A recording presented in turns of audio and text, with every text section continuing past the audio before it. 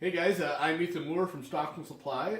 My brother, who is an excellent welder, an excellent fabricator, is not a very good storer of sandpaper. He bought some belts, metalworking belts from me quite a while ago now, and they were working great at first, but recently he'd been having trouble with actually the butt joint breaking on his belt.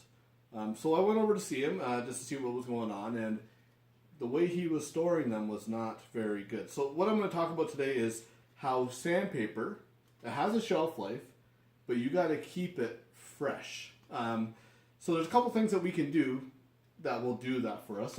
Now, first thing that we're going to talk about is what happens when sandpaper goes bad and how it goes bad.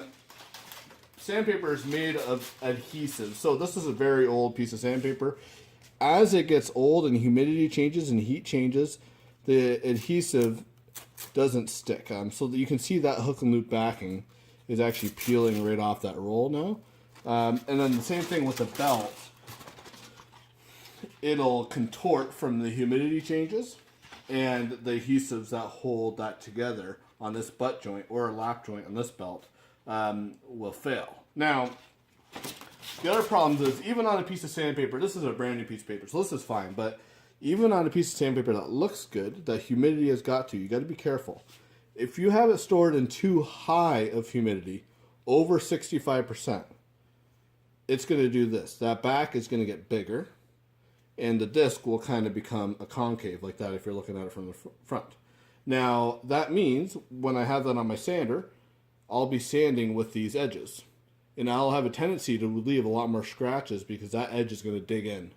Now, the other issue is, if I have it in too low of humidity, which is under 45%, it's going to make a convex. So it's going to do something like this. So what will happen then, that backing is going to get smaller than this front here, and it's going to get very brittle on the front, and that grit is going to fall off. So here's what we can do to make this not happen. First thing, we're going to try to keep this sandpaper in as temperature consistent environment as you can. So nothing too hot, nothing too cold. So inside sometimes is the best spot for it rather than in your shop.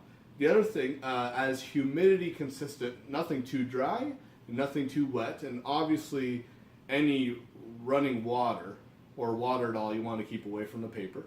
And the one thing that works really well to prevent humidity specifically is really simple.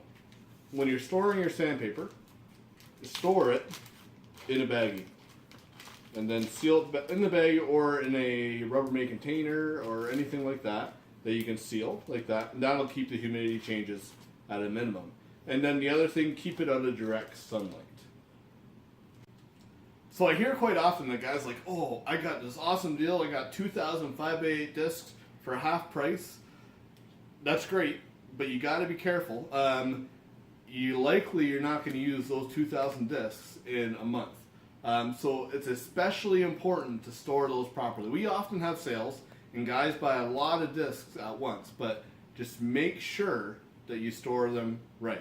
So the next thing I'm going to do, mostly for my brother's sake, is I'm going to show you guys 3 different spots I could store sandpaper, and I'm going to see which one is best. On the dashboard of a hot car in the summer with the windows up.